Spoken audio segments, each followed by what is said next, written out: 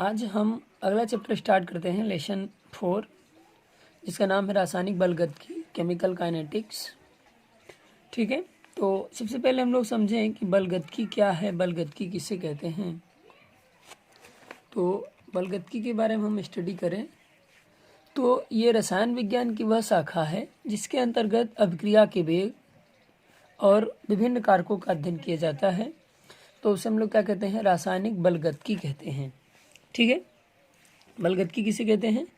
रसायन विज्ञान की यह एक ऐसी शाखा है जिसके अंतर्गत हम लोग अभिक्रिया का वेग यानी वो किस स्पीड से चल रही है और विभिन्न कारकों का अध्ययन यानी उसमें जो भी रिएक्शन में कारक होंगे जो अभिक्रिया की वेग को बढ़ा देंगे या घटा देंगे, उनका हम लोग अध्ययन करते हैं।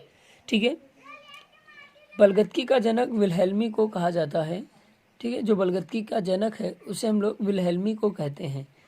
ठीक है, और फिर हम लोग पढ़ेंगे क्या, अगली टॉपिक होगी हमारी तीव्र अभिक्रिया, फास्ट रिएक्शन। ठीक है, तीव्र अभिक्रिया, फास्ट रिएक्शंस। हम लोग बोल सकते हैं कि ऐसी अभिक्रिया जो 10⁻³ सेकंड में ही संपन्न हो जाती है तो उसे तीव्र अभिक्रिया कहते हैं। ठीक है, तीव्र अभिक्रिया क्या है? ऐसी अभिक्रिया जो 10⁻³ सेकंड में ही संपन्न हो जाती है तो उसे तीव्र अभिक्रिया कहते हैं। या हम लोग बोल सकते हैं कि ऐसी अभिक्रिया जो कुछ क्षण में ही संपन्न हो जाती है तो उसे तीव्र अभिक्रिया कहते हैं। तो तीव्र अभिक्रिया का हमारा एग्जांपल है NaOH HCl से क्रिया करके NaCl और H2O बनाती है, तो ये हमारा फास्ट रिएक्शंस का एग्जांपल्स है। AgNO3 KCl से क्रिया करके AgCl प्लस KNO3 बनाता है, ये भी मेरा फास्ट रिएक्शंस का एग्जांपल्स है। उसके बाद हमारा अगला हेडिंग होगा मंद अभिक्रिया, स्लो रिएक्शंस। ठीक है, मंद अभिक्रिया, स्लो रिएक्शन। स्लो का मतलब जो क्या होगा, कई दिनों, कई सालों या कई महीनों में संपन्न होगा, तो ऐसी रिएक्शंस को हम लोग स्लो रिएक्शंस कहेंगे। तो बोलेंगे ऐसी अभिक्रिया जो कई महीनों एवं कई सालों में संपन्न होता है तो उसे मंद अभिक्रिया कहते हैं।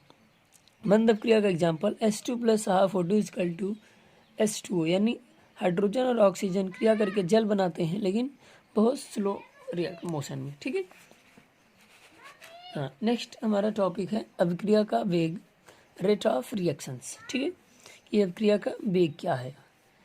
अभिक्रिया का वेग क्या होता है कि किसी अभिक्रिया में इकाई समय में हुई अभिकारकों एवं उत्पादकों की सांद्रता में परिवर्तन उस अभिक्रिया का वेग कहलाता है। यानी किसी अभिक्रिया में कुछ समय के पश्चात अभिकारक या उत्पाद की मात्रा में जो परिवर्तन होगा वही अभिक्रिया का वेग कहलाएगा। हम लोग बोल सकते हैं कि किसी अभिक्रिया में इकाई समय अंतराल में अभिकारक की सांद्रता में हुई कमी अभिक्रिया की वेग कहलाती है। या हम लोग ये भी बोल सकते हैं कि किसी अभिक्रिया में इकाई समय में उत्पाद की सांद्रता में हुई वृद्धि अभिक्रिया का वेग कहलाती है। ठीक है, तो अभिक्रिया का वेग का हम लोग फार्मूला लिख सकते हैं, अभिक्रिया के फलस्वरूप अभिकारक के सांद्रण में कमी बटे अभिक्रिया में लगा समय। या अभिक्रिया का वेग लिख सकते हैं, अभिक्रिया के फलस्वरूप उत्पाद के सांद्रण में वृद्धि बटे अभिक्रिया में लगा समय। ठीक है, हम मान ले कोई माना अभिक्रिया हमारे पास है, A से वो B बना रही है। ठीक है, तब अगर हमें इसका वेग लिखना होगा तो देखिए A की सांद्रता में क्या होगी, निरंतर कमी होगी, तो इसके लिए हम लोग क्या लगाएंगे, माइनस। तो -d active mass of A/dt, यानी Ca का मतलब A का मतलब सांद्रण है, तो हम लोग इसको एक्टिव मास भी बोल सकते हैं।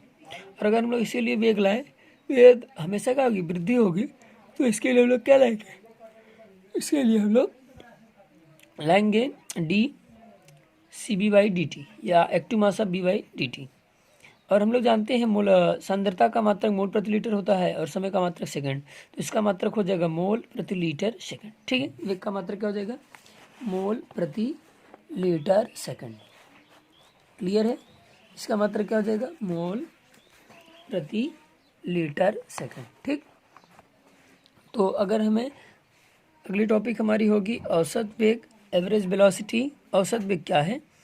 अभिक्रिया के संपन्न होने में लगा समय तथा अभिकारक और उत्पाद के सांद्रण में हुआ परिवर्तन अभिक्रिया का औसत वेग कहलाता है। ठीक है, अभिक्रिया के संपन्न होने में लगा समय तथा अभिकारक और उत्पाद के सांद्रण में हुआ परिवर्तन अभिक्रिया का औसत वेग कहलाता है। तो औसत वेग बराबर हम लोग लिख सकते हैं, जैसे मान ले कोई अभिक्रिया है M1A + N2B, अभिक्रिया N1C + N2D, इसके लिए हम लोग एवरेज वेलोसिटी ला सकते हैं -1/m1 del C A by del T, यानी इसकी पूरी सांद्रता में जो परिवर्तन होने में जो समय लग रहा है वो हमारा औसत वेग कहलाएगा। इसके लिए औसत वेग लाएंगे, आ जाएगा -1/m2 del C B by del T. ठीक है, तो ये हमारा औसत वेग इसके लिए रहेगा।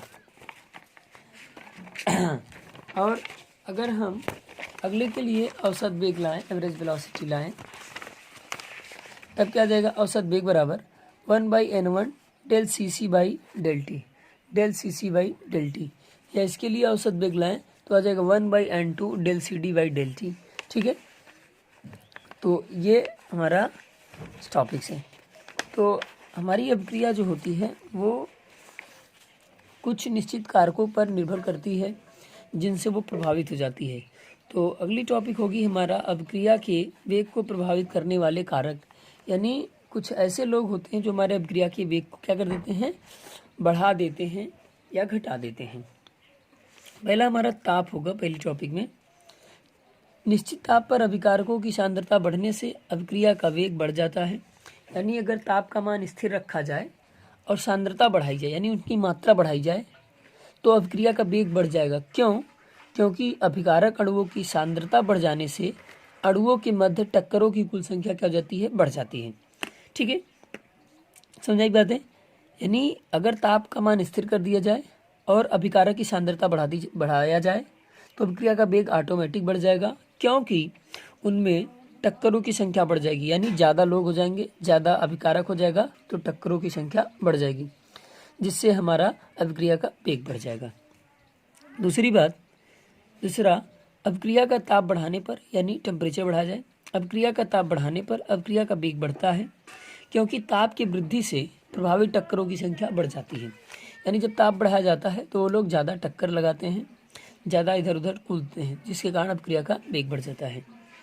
तीसरा, उत्प्रेरक अभिक्रिया की सक्रियण ऊर्जा का मान कम कर देता है, यानी जो कैटालिसिस होता है हमारा, वो अभिक्रिया के सक्रियण ऊर्जा का मान कम कर देता है, जिससे अणुओं की संख्या का मान बढ़ जाता है और उत्प्रेरक की उपस्थिति में अभिक्रिया का वेग क्या हो जाता है, बढ़ जाता है।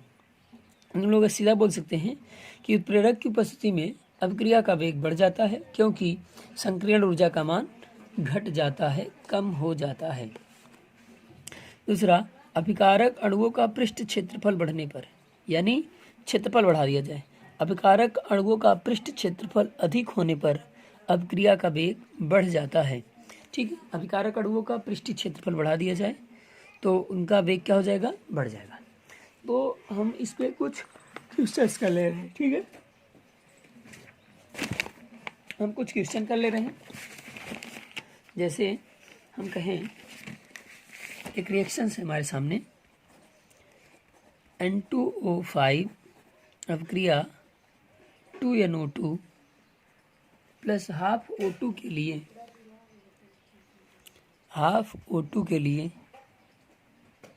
वेग हाफ O2 के लिए वेग लिखिए। ठीक है, वेग लिखिए। तो अगर हम इसके लिए अभिक्रिया का वेग लिखना चाहें, अगर हम लोग इसके लिए अभिक्रिया का वेग लिखना चाहें तो इसकी सांद्रता में क्या आएगी, कमी होगी, तो इसके हम लिख देंगे -d active mass of N2O5, active mass of लिख सकते हैं N2O5 बाई dt, यानी इसकी सांद्रता में जो कमी होने में समय लग रहा है वो बाई dt। ठीक है, और अगर हम इसके लिए लेके चले तो इसके कितने मोल हैं, 2 मोल हैं, तो इसका जो 2 मोल होगा वो सामने आ जाएगा। क्या होगा, इसका जो 2 मोल होगा वो हमारे सामने आ जाएगा। ठीक है, तो लिखेंगे क्या, 2 × d active mass of NO2 by dt, और उसका जो मोल होगा 1/2 d active mass of O2 by dt। तो इसके लिए हम लोग अभिक्रिया का वेग लिख लेंगे। ठीक है, तो अगर हमें अभिक्रिया का वेग लिखना होगा तो हम लोग निम्न सूत्र से इसका अभिक्रिया का वेग लिख। अगला टॉपिक है हमारा अभिक्रिया का वेग नियम। अगला टॉपिक है हमारा अभिक्रिया का वेग नियम। तो अभिक्रिया का वेग नियम क्या है? अभिक्रिया के वेग और अभिकारकों की सांद्रता में संबंध स्थापित कराने वाले समीकरण को हम लोग अभिक्रिया का वेग नियम या वेग समीकरण कहते हैं। ठीक है, तो देख लो अभिक्रिया का वेग नियम क्या है। अभिक्रिया के वेग और अभिकारकों की सांद्रता में और अभिकारकों की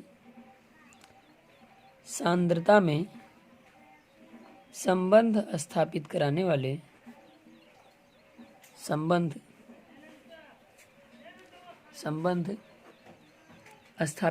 वाले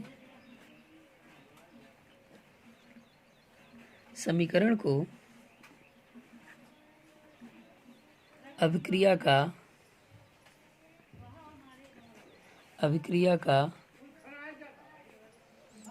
वेग समीकरण कहते हैं। अभिक्रिया का वेग समीकरण कहते हैं। ठीक है,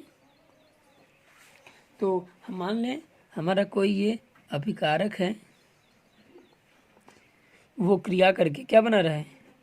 उत्पाद बना रहा है। ठीक है, क्रिया करके उत्पाद बना रहा है। तब अगर हमें इसका वेग नियम लिखना हो तो हम लोग इसको द्रव्य अनुपाती क्रिया के नियम से लिखते हैं। ठीक है, इसके नियम से, द्रव्य अनुपाती क्रिया के नियम से, द्रव्य अनुपाती क्रिया का नियम। ठीक है, तो द्रव्य अनुपाती क्रिया का नियम क्या कहता है? कहता है कि किसी भी अभिक्रिया का वेग अभिकारक की सांद्रता के मोलों की संख्या के घात के समानुपाती होता है। किसी भी अभिक्रिया का वेग अभिकारक की सांद्रता के मोलों के घातों के समानुपाती होता है। तो द्रव्य अनुपाती का क्रिया का नियम कहता है कि जो भी अभिक्रिया का वेग होगा, ठीक है, द्रव्य अनुपाती क्रिया का नियम क्या कहेगा? कहेगा जो अभिक्रिया का वेग होगा वो किसके समानुपात होगा? अभिकारक की सांद्रता के घात मोलों के समानुपाती होगा। ठीक है, तो जो अभिक्रिया का वेग होगा वो अभिकारक की सांद्रता के मोलों के घात की क्या होगा? समानुपाती होता है। ये हमारा द्रव्य अनुपाती क्रिया का नियम है। तो हम लोग द्रव्य अनुपाती क्रिया के नियम से ये लिख सकते हैं। चलिए तो अगर हम चले तो अभिक्रिया का जो वेग होता है उसे हम लोग R से प्रदर्शित करते हैं। तो R इज प्रोपोर्शनल टू अभिकारक की सांद्रता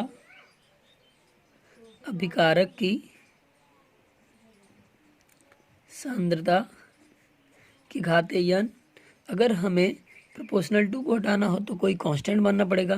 तो R is equal to K अभिकारक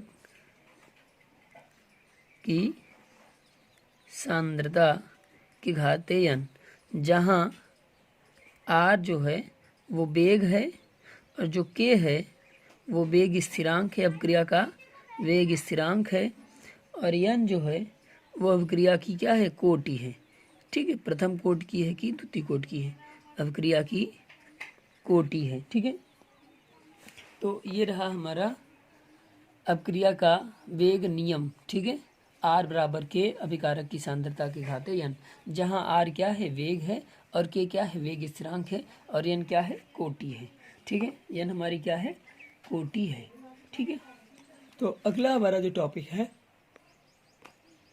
अगला जो हमारा टॉपिक है वो है अभिक्रिया का वेग स्थिरांक। ठीक है, क्या है? अभिक्रिया का वेग स्थिरांक। अभिक्रिया का वेग स्थिरांक क्या है? ठीक है, तो किसी अभिक्रिया का वेग स्थिरांक उस अभिक्रिया के लिए किसी निश्चित ताप पर विशिष्ट स्थिरांक होता है तथा इसका मान अभिक्रिया के उस वेग के बराबर होता है। ठीक है, हम के की बात कर रहे हैं, के की। ठीक है, तो किसी अभिक्रिया का जो वेग स्थिरांक होता है अभिक्रिया के लिए किसी निश्चित ताप पर विशिष्ट स्थिरांक होता है तथा इसका मान अभिक्रिया के उस वेग के बराबर होता है। हम मान ले माना हमारा कोई अभिक्रिया ए से क्या बना रहा है बी, ठीक है, माना कोई हमारा अभिक्रिया था वो ए था और ए से क्या बना रहा था बी। प्रारंभ में टी मान ले, टी समय क्या होगा 0 रहा होगा और इसके कितने मोल रहे होंगे, ए मोल रहे होंगे, तो ये 0 मोल बना होगा, ठीक है। जब प्रारंभ में हमारा समय क्या रहा होगा 0 रहा होगा और ये ए मोल रहा होगा मान लिए हैं, तो ये 0 मोल बनेगा। यदि टी समय बाद कुछ समय बीत जाए और बी के यक्स मोल बन जाए, तब ए के कितने मोल बचेंगे, ए माइनस एक्स, यही घटा देंगे क्योंकि भाई इसके इसी से ये बना है, तो इसमें से कमी होगी, ये वृद्धि होगी, तो इसकी कितनी हो जाएंगे, ए माइनस यक्स मोल बचेंगे। तब हम लोग पढ़े हैं अभिक्रिया का जो वेग होता है, क्या पढ़े हैं, अभिक्रिया का जो वेग होता है वो अभिकारक की सांद्रता की क्या होता है, समानुपाती होता है।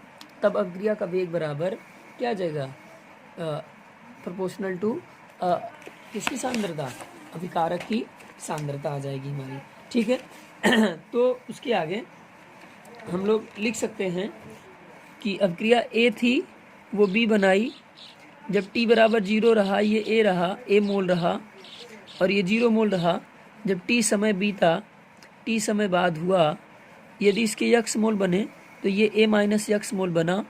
तब वेग नियम से अगर हम लोग देखें, द्रव्यानुपाती क्रिया के नियम से देखें, तो द्रव्यानुपाती क्रिया का नियम कहता है आर इज प्रोपोर्शनल टू अभिकारक की सांद्रता, ठीक है, अभिकारक की सांद्रता, यानी जो हमारा अभिक्रिया का वेग है वो अभिकारक की सांद्रता के घात के समानुपाती है, ठीक है, क्या है, घात के समानुपाती है। अगर हम लोग देखें तो यहाँ इसकी निरंतर मात्रा में क्या आएगी, कमी, तो लिख सकते हैं minus D C A by D T, ये भैया वेग के लिए आर, वेग अभिकारक की सांद्रता तो हो जाएगी minus D C A by D T, या एक्टिव मास ऑफ ए ना, ये लिख सकते हैं, या active mass of D A by D T, यानी कितना समय लगा, और प्रोपोर्शनल टू किसकी भैया, इसकी सांद्रता में कितना समय लगा, तो ये इसका सांद्रता रहा हमारा, ठीक है। तो देखो आर वेग है, तो वेग के लिए मैंने आपको बताया कि अभिकारक की सांद्रता में जो समय लगेगा, परिवर्तन होने में जो समय लगेगा वही वेग कहलाएगा। तो R is equal to minus D C A by D T, तो हमने आर के जगह रख दिया minus D C A by D T, और प्रोपोर्शनल टू अभिकारक की सांद्रता, तो मैंने लिख दिया, मैंने क्या लिख दिया भैया, मैंने लिख दिया ए प्रोपोर्शनल टू सी ए, यानी ए की। तो देखिए minus D C A by D T proportional to C A, यहाँ ये है, तो हम लोग इसको लिखेंगे कि minus D C A by D T, ठीक है, D C A by D T proportional to C A, proportional to को हटा दो भाई, प्रोपोर्शनल टू को हटाने के लिए हम लोग कोई नियतांक मानते हैं, तो मान लिए के इंटू सी ए, यानी सी ए की सांद्रता, ठीक है, सी ए की सांद्रता। तो अगर हम देखें, ठीक है, तो अगर हम देखें कि अभिकारक की सांद्रता में कितनी पर कमी आई, अभिकारक की सांद्रता में कितनी कमी आई, यक्स की कमी आई, हम लोग लिख सकते हैं D X by D T is equal to K, ठीक है, और सी ए भैया इसकी सांद्रता कितनी हो गई है, यानी ए की सांद्रता कितनी बची हुई है, ए माइनस यक्स, ठीक है, हम लोग लिख सकते हैं D X by D T is equal to K A minus x, ठीक है। तो ये हमारा क्या आ जाएगा, इसकी सांद्रता आ जाएगी, ठीक है। तो ये हमारा हो गया D X by D T is equal to K A minus x, ठीक है। अगर हमें इसका मात्रक निकालना, मात्रक का क्या निकालना हो भैया, इकाई निकालनी हो, मात्रक निकालना हो, के का मात्रक निकालना हो, तो हम लोग क्या पढ़े हैं ये हमारा क्या अभिकारक की सांद्रता की घात n होगा, ठीक है, किस कोटि की है, हम लोग इसको यहाँ भेज देंगे, तो ये आ जाएगा आपका नीचे, यानी D X by D T हमारा क्या है, वेग बटे अभिकारक की सांद्रता की घात n, अभिकारक की सांद्रता की घात n। देखो D X by D T क्या है, वेग है, और ये अभिकारक की सांद्रता है, इसकी घात क्या है हमारा n है। तब हम लोग कर सकते हैं के, तो मैंने बताया वेग का मात्रक क्या था, वेग का मात्रक था मोल प्रति लीटर सेकंड, ठीक है, मोल प्रति लीटर सेकंड, और हम लोग जानते हैं सांद्रता का मात्रक होता है मोल प्रति लीटर, और इसके घाते क्या है, n है, ठीक है। तो देखो अगर हम इसके क्या लाएं, इसका मात्रक लाएं, तो वेग का मात्रक होता है मोल प्रति लीटर, सेकेंड, और सांद्रता का मात्रक होता है मोल प्रति लीटर, और इसके घाते क्या है आपका यन है, यानी हमारी क्या है कोटि है। तो ये किस कोटि की है, ठीक है। तो आइए अगर हमें और इसके लिए लाना हो तो करेंगे क्या, तो हम लिखेंगे क्या, के का मात्रक बराबर तो लिख सकते हैं मोल के घाते 1 और प्रति लीटर के घाते 1 और सेकंड के घाते 1, और मोल प्रति लीटर था, मोल प्रति लीटर के घाते यन था, हम लोग इसको कर सकते हैं मोल के घाते 1, इसको करेंगे लीटर इनवर्स, इसको करेंगे सेकंड इनवर्स, ये आ जाएगा मोल के घाते यन बटे लीटर के घाते यन। तो देखो ये प्लस है, मोल ऊपर जाएगा माइनस हो जाएगा, तो मोल के घाते माइनस यन और मोल के घाते 1 लीटर इनवर्स, ये देखो बटे का बटा है तो ऊपर चला जाएगा, तो जाएगा लीटर के घाते यन, और ये आपका क्या हो जाएगा सेकंड इनवर्स, क्या हो जाएगा सेकंड इनवर्स हो जाएगा, ठीक है। आपको क्या हो जाएगा सेकंड इनवर्स। अब देखो अगर हम देखें तो ये घातांक क्या है इसके समान है, तो हो जाएगा आपका मोल के घाते 1 माइनस यन, और ये हो जाएगा क्या लीटर के घाते यन माइनस 1 और सेकंड इनवर्स। तो ये हमारा हो गया के का मात्रक। अब देखो यदि हमारी अभिक्रिया क्या हो, फर्स्ट ऑर्डर रिएक्शन हो, यानी प्रथम कोटि की अभिक्रिया हो, यदि प्रथम कोटि की अभिक्रिया हो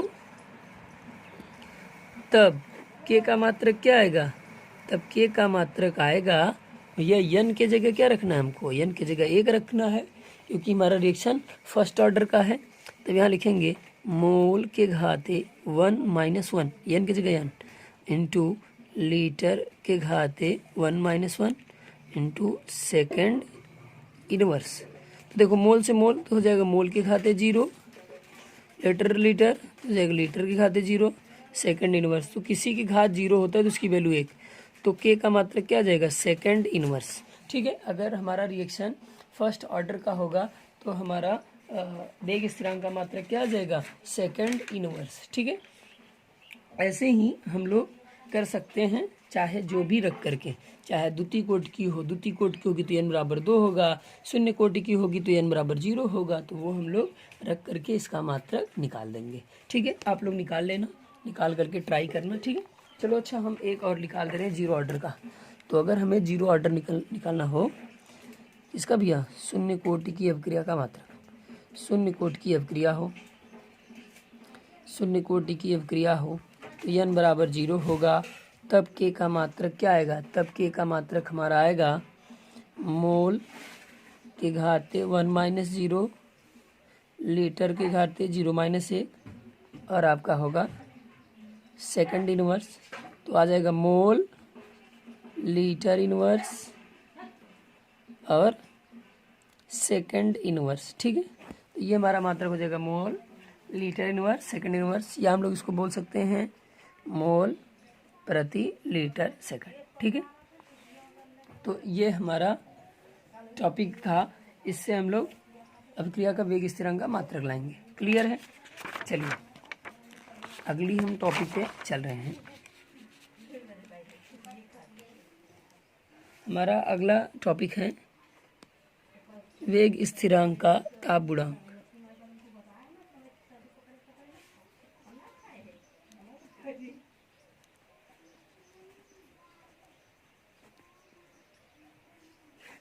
वेग स्थिरांक का ताप गुणांक, वेग स्थिरांक का ताप गुणांक क्या होता है, किसी अभिक्रिया का जो वेग स्थिरांक का ताप गुणांक होता है वो 10 डिग्री सेल्सियस के अंतर के दो विभिन्न तापों पर वेग स्थिरांकों के अनुपात को हम लोग उसका ताप गुणांक कहते हैं, ठीक है। हम लोग बोल सकते हैं 10 डिग्री सेल्सियस अंतर के दो भिन्न तापों पर वेग स्थिरांकों का स्थिरांकों का अनुपात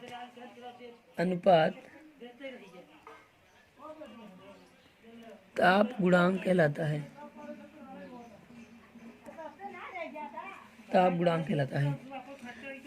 तो हम लोग लिख सकते हैं वेग स्थिरांक का ताप गुणांक बराबर होगा T प्लस 10 डिग्री सेल्सियस, यानी 10 डिग्री सेल्सियस ताप पर अधिक पर वेग स्थिरांक का ताप गुणांक, वेग स्थिरांक का ताप गुणांक बटे T डिग्री सेल्सियस पर वेग स्थिरांक का ताप गुणांक, वेग स्थिरांक का मान। ठीक है, वेग स्थिरांक का मान। तो ताप गुणांक लाने के लिए हम लोग ये फार्मूला लगाएंगे। ठीक है, नोट्स की एक बात है कि यदि 10 डिग्री सेल्सियस का ताप बढ़ाया जाए किसी अपक्रिया के लिए, 10 डिग्री सेल्सियस का ताप बढ़ाने पर वेग 2 गुना बढ़ जाता है, लगभग 2 गुना बढ़ जाता है। ठीक है, यानी 10 डिग्री सेल्सियस का ताप बढ़ा दिया जाए तो जो अपक्रिया का वेग होता है वो क्या हो जाता है, 2 गुना बढ़ जाता है। ठीक है, प्रत्येक 10 डिग्री सेल्सियस के ताप को बढ़ाने पर अपक्रिया का वेग 2 गुना बढ़ जाता है। ठीक है, तो ये हमारा टॉपिक में रहा। अगला है हमारा वेग स्थिरांक।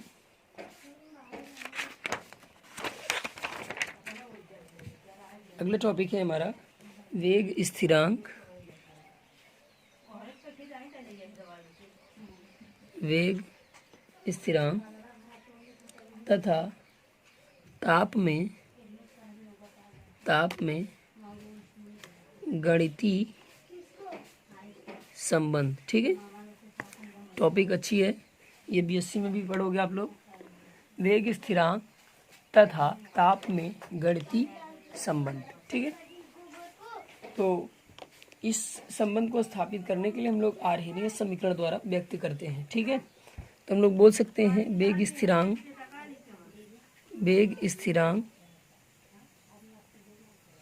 के तथा तापक्रम T में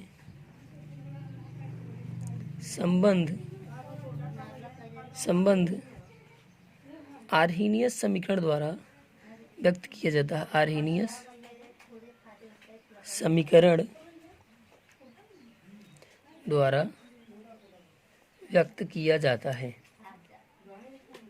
ठीक है, तो जो आर्हेनियस समीकरण होता है वो हमारा होता है K बराबर A e⁻⁻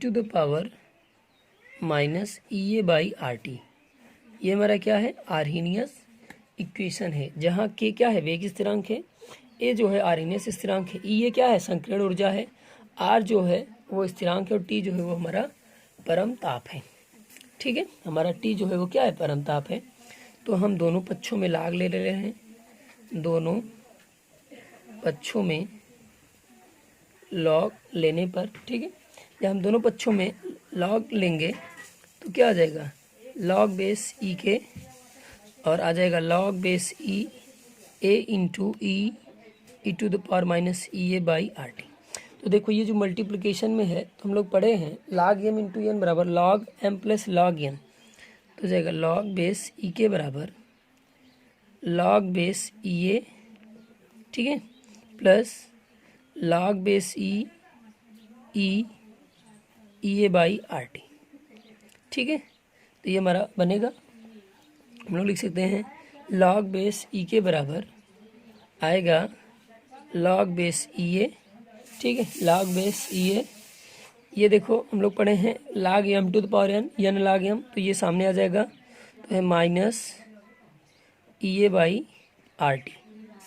क्या हो जाएगा, माइनस EA/RT हो जाएगा, और ये हम लोग लिख लेंगे log e to the power e। ठीक है, log e to the power e हम लोग लिखेंगे क्या, log बेस ई के log बेस ई ए बराबर माइनस EA/RT, और log e to the power e की वैल्यू क्या होती है, कि हम लोग जानते हैं log बेस ई की वैल्यू 2.303 log बेस 10 होती है, ठीक है। तो यहाँ अप्लाइड कर दें 2.303 log बेस के, फिर यहाँ भी हम लोग लिखेंगे 2.303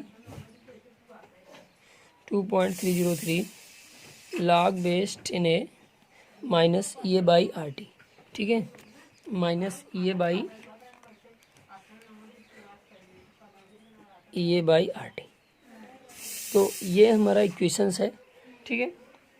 और इसको सरल बनाने के लिए हम लोग क्या करते हैं, 2.303 का डिवाइड कर देंगे। क्या कर दें भैया, इक्वेशन दो में 2.303 का भाग देने पर, तो हमारा इक्वेशन 2 था 2.303 log बेस 10 के by 2.303 is equal to 2.303 log base 10a by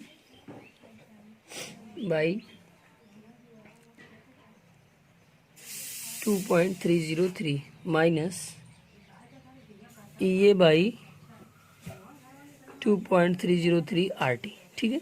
तो अगर हम देखें तो ये कैंसिल हो जाएगा, log बेस 10 के बराबर log base 10a minus E A by 2.303 R T, ठीक है। तो ये हमारा एक इक्वेशंस है, इससे भी हम लोग न्यूमेरिकल्स को हल करेंगे, ठीक भैया।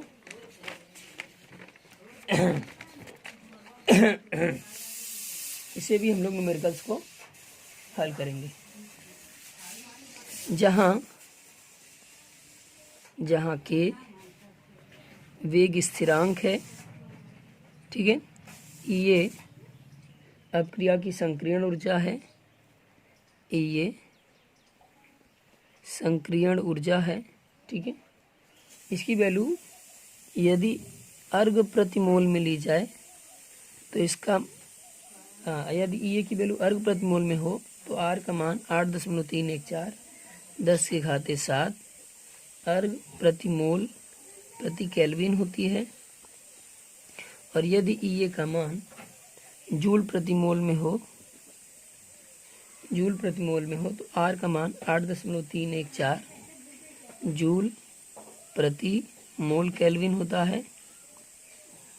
और यदि ई का मान केवल कैलोरी में हो तब आर का मान होता है 1.987 कैलोरी प्रति मोल केल्विन, ठीक है।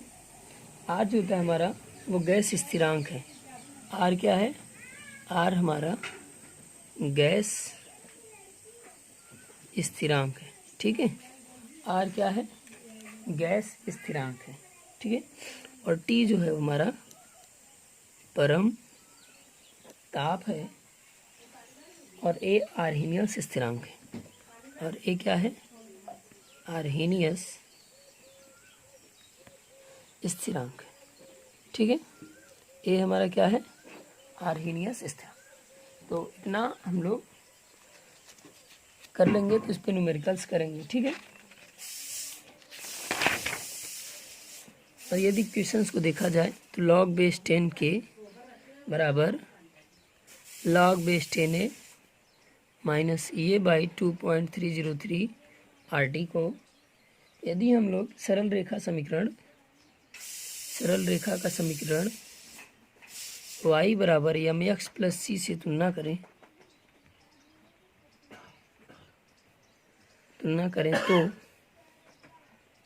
तो क्या आ जाएगा, जो हमारा y आएगा, y बराबर आ जाएगा y बराबर आ जाएगा हमारा log बेस 10a, ठीक है। क्योंकि अगर हम इसको इधर करेंगे तो ये आ जाएगा log बेस 10k प्लस ये बाई 2.303 आर टी बराबर log बेस 10a। तो ये हमारा y है, ठीक है, ये हमारा c है, ठीक है। तब हमारा c बराबर आ जाएगा log बेस 10 के, क्योंकि ये भी स्थिरांक और c भी स्थिरांक, तब आ जाएगा स्लोप, यम प्रवणता होता भैया, तो यम बराबर आएगा हमारा स्लोप प्रवणता आ जाएगा EA/2.303 RT। ठीक है, तो ये हमारा स्लोप आ जाएगा, ये हमारी प्रवणता आ जाएगी। ठीक है, नो ER स्लोप।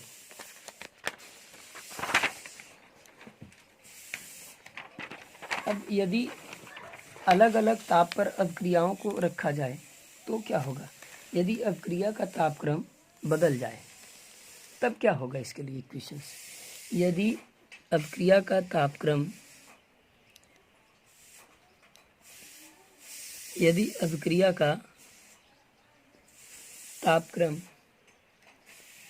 T1 से, यदि अभिक्रिया का तापक्रम T1 से T2 हो तब, T1 से T2 हो तब अभिक्रिया का वेग स्थिरांक, तब अभिक्रिया का वेग स्थिरांक K1 से K2 होगा। ठीक है, K1 से K2 होगा यदि T1 ताप पर हो। क्या हो? T1 ताप पर देखें तो हम लोग लिख सकते हैं, इक्वेशन जानते हैं, log बेस 10 के बराबर log base 10a minus EA/2.303 RT, ये हम लोग जानते हैं। यदि T1 होगा तो इसका वेग स्थिरांक क्या हो जाएगा? बदल जाएगा, हो जाएगा क्या? log बेस 10 K1 बराबर log बेस 10, इसको A1 नहीं करेंगे क्योंकि ये आर्हीनियस इक्वेशन है, सबके लिए फिक्स रहेगी, माइनस EA/, अभी अपक्रिया की सक्रिय ऊर्जा भी वही रहेगी 2.303, R गैसीय स्थिरांक भी वही रहेगा। ठीक है, और हमारा ये क्या हो जाएगा? T1 हो जाएगा। इसको हम क्या मान लें? इक्वेशन 1 मान लें।